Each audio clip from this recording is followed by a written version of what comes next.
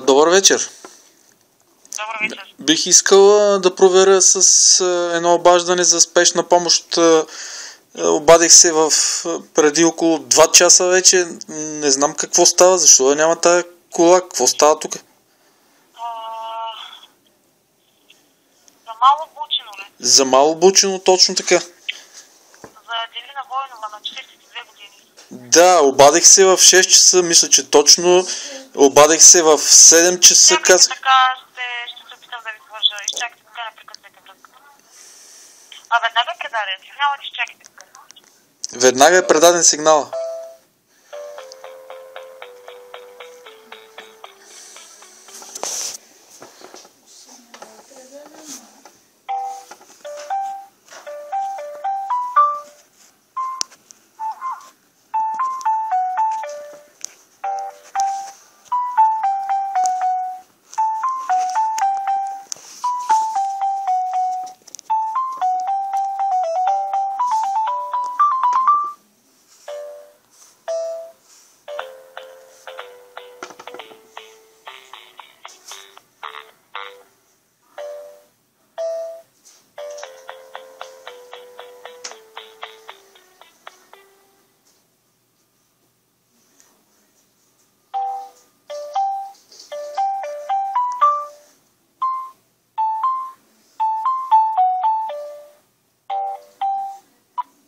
Ало, господин, разговарях с спешна помощ.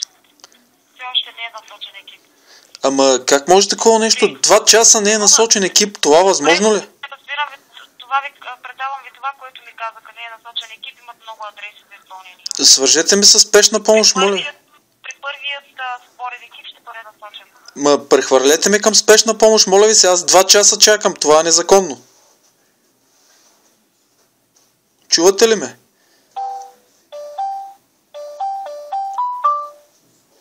Два часа чакам, това направо не е истина. В 6 се обадих точно, в 7 се обаждах, сега е 8. Аз, преди малко звъннах, казах, питах, не са тръгнали.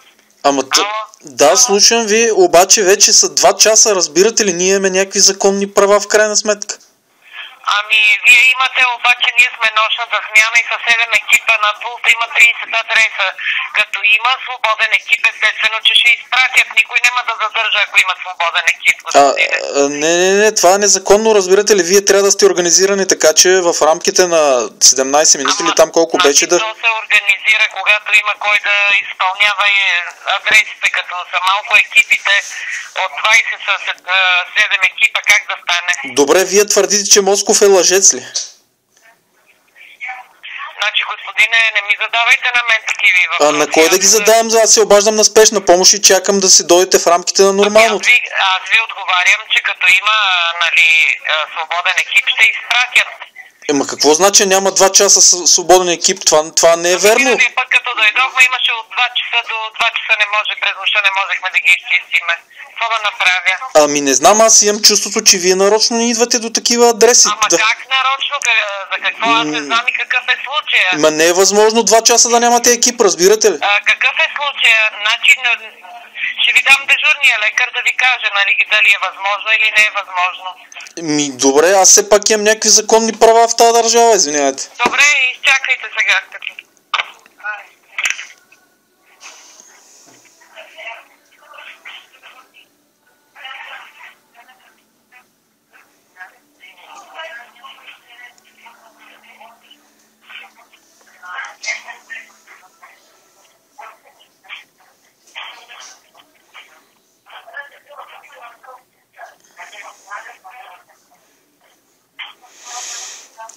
Боже, 2 часа. Станаха си 2 часа. Ти спомняш мъжа, когато идва 3 часа. Как 3 часа? Това направо не е истина.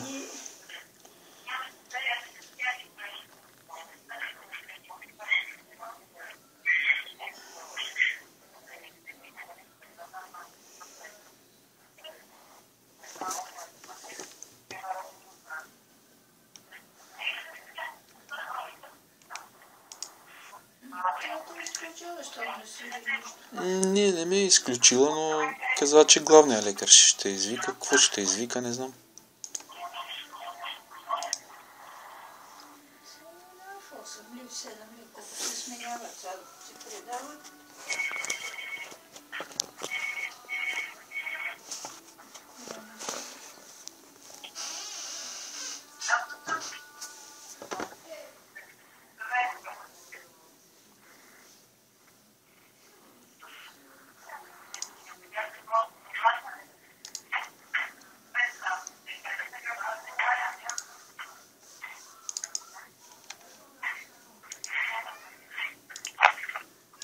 Ало, господине, в момента, Да. понеже се сменяме, предаваме дежурството и тя заета, нали, завеждащата, която е на смяната, ние сега идваме. И ви казвам, че предната смяна, нали, са със 7 екипа, след като има екип, веднага ще изпратят. Ако искате след 5 минути, ще помоля доктор Малинова да разговаря с вас. Аз ви казвам, никой не, ние всички искаме да се изпълняват колкото може по-бързо адресите, но просто няма хора, няма екипи.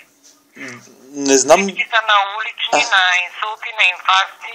Аз нямам представа, нямам си на идея какво да ви кажа. До сега за не знам си кой път се сблъсквам с такива закъснения, а всъщност законите говорят друго. Министъра говори едно и нямам представа какво да ви кажа. Какво ще кажете за този министър? Аз... Да заповяда тук да види как се работи, какво е напрежение, какво е чудо и как се работи без хора. Той нали заповяда, постоянно ходи и казва, че всичко е наред. Аз нямам думи, не знам какво да ви кажа. Как да разговаряте с нали, дежурния лекар на смяната, за да ви обясни нали, той как стоят нещата, щом не ми вярвате и не приемате това, което ви казвам. Добре, дайте да го чуя дежурния лекар. Само момент.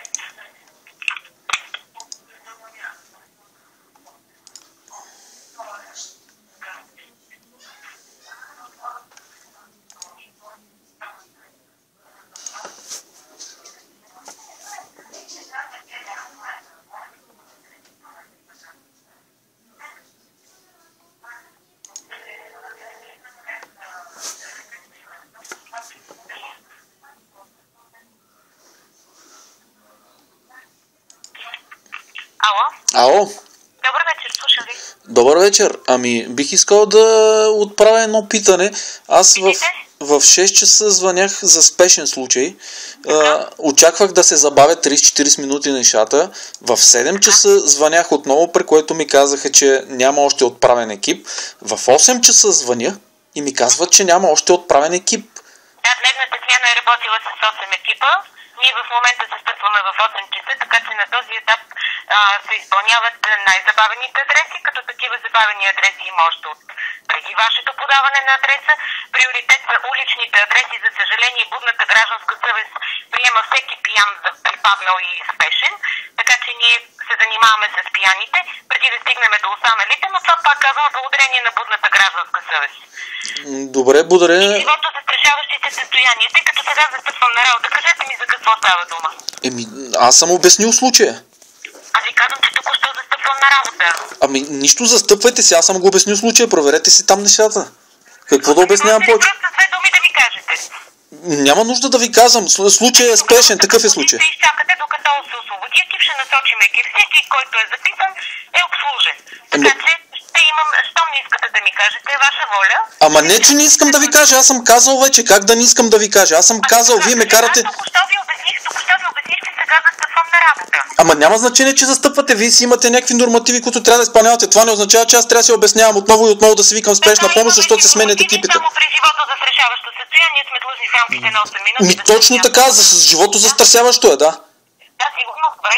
В Люлин сега ще проверя дали е живото застрашаващо. Живото застрашаващо е. Жената е препаднала и въобще не знам какво става с нея. Едвам диша. Аз съм го обяснил. В съзнание, ама не говори. Аз още тогава го обясних. Не говори. Нищо не говори. Разбирате ли? Аз не знам. Тя всеки от ден. От какво боледува жената? Онкологично болна е. Каква е? Онкологично болна? Онкологично болна е с операция на главата. така, моите, така как да кажа, моите съжаления по този въпрос, но тази жена е хронично болна. Разбирам ви напълно какъв ви е проблема. Ще дойдеме.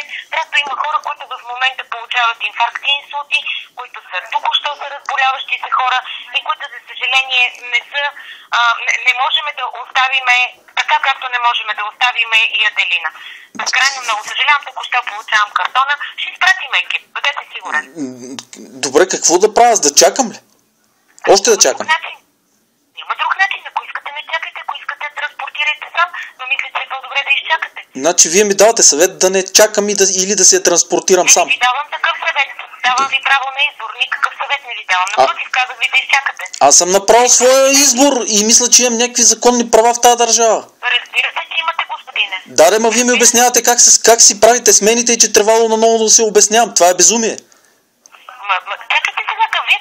Аз не мога да ви разбера какво искате в крайна сметка от мене. Моята смяна започва в 8 часа, т.е. в 20 часа. Аз не знам в колко ви започва смяната. Вие ме карате отново да си обяснявам случая при положение, че вие... В момента, в който се освободи екип, ще насочим екип.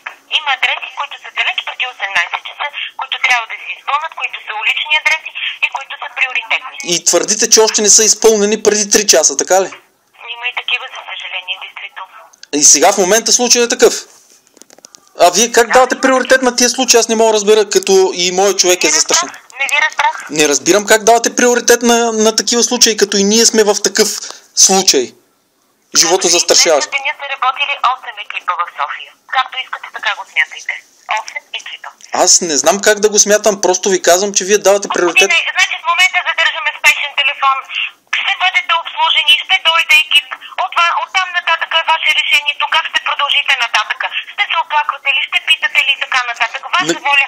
Аз ви казах, ще изпратим екип. При първа възможност ще насочим екип към вас.